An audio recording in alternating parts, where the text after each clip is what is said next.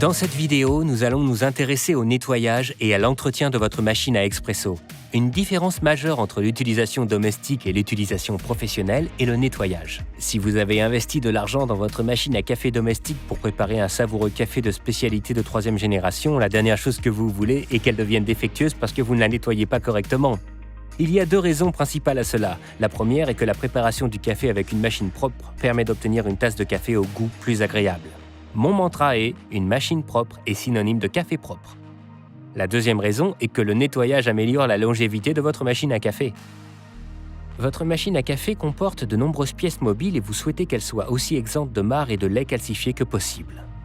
Dans cette vidéo, je vais vous présenter les 4 étapes principales, 2 autour du nettoyage et 2 autour de l'entretien, que vous devez réaliser régulièrement sur votre machine à expresso. La première partie concerne le nettoyage du groupe chauffant. Nous y parvenons en effectuant 2 opérations, la purge et le refoulement. Cette étape est essentielle car de nombreux résidus de café et de marc s'accumulent dans le groupe chauffant. S'ils persistent, ils affecteront vraiment le goût de votre café et peuvent entraîner des problèmes sur votre machine. La purge signifie que vous faites passer de l'eau avant et après chaque extraction. Vous devez également rincer régulièrement votre machine. Vous pouvez le faire en utilisant le filtre de nettoyage. Il s'agit de la pièce circulaire en caoutchouc qui s'insère dans le porte-filtre, comme ceci. Insérez le porte-filtre dans le groupe chauffant et réalisez une extraction. Le filtre est conçu pour que la machine exerce une pression comme si elle était en train de préparer un vrai café, ce qui permet d'évacuer toute l'eau et les résidus dans le bac d'égouttage, de nettoyer le groupe chauffant et les tuyaux internes. Notez que si vous possédez la Bambino, ce processus n'est pas nécessaire car le nettoyage est réalisé en un seul processus. La deuxième partie est consacrée à la buse à vapeur. Il s'agit de purger, d'essuyer et de nettoyer en profondeur son embout. Votre machine est conçue pour expulser de la vapeur extrêmement chaude à haute pression de l'extrémité de la buse vapeur afin de produire suffisamment de micro-mousses. Purgez avant l'utilisation. Pour ce faire, ouvrez la buse vapeur pour éliminer toute condensation ou accumulation d'eau et de lait dans votre machine avant de commencer à préparer votre lait. Nettoyez la buse vapeur avec un chiffon humide et propre juste après avoir terminé votre micro-mousse, puis purgez une nouvelle fois, exactement comme le café de votre quartier. Pour une bonne hygiène, il est vraiment important d'avoir un chiffon dédié à votre buse vapeur et un autre chiffon pour essuyer la machine et le plan de travail. Il ne faut pas longtemps pour que le lait sèche et se calcifie sur la buse chaude. Si cela se produit, une croûte peut se former et bloquer les ouvertures, empêchant ainsi la pression et la vapeur d'entrer dans le lait pour produire une micro-mousse soyeuse. Pour remédier à cela, au moins une fois par semaine, je vous suggère de faire tremper l'extrémité de la buse dans une solution de nettoyage ou dans l'eau chaude bouillante. Vous pouvez même utiliser le pichet à lait pour cette étape. Pour nettoyer davantage la buse, retirez l'extrémité et, à l'aide de l'outil de nettoyage fourni, percez les trous qui pourraient commencer à être obstrués par des croûtes de lait. Une bonne devise pour le nettoyage de la buse vapeur serait « tremper puis piquer ».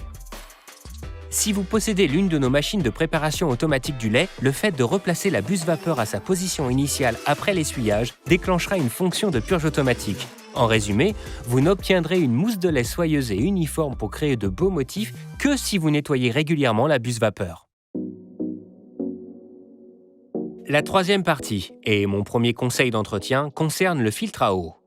Nos machines incluent 2 types de filtres en fonction du modèle. Un filtre Claro Suisse et un filtre à charbon. Il est logique de penser que plus l'eau est propre, plus votre café est propre. La plupart de nos machines sont équipées d'un filtre à eau situé à l'intérieur du réservoir d'eau, afin d'empêcher les impuretés, le tartre et les minéraux en excès de pénétrer dans la machine. Nos filtres à eau ont une durée de vie de 3 mois. En les changeant régulièrement tous les 3 mois, vous vous assurez que votre machine reste propre et que le goût du café reste le même. En fonction de la dureté de l'eau utilisée dans la machine, il se peut que vous deviez remplacer votre filtre plus régulièrement pour éviter un détartrage fréquent.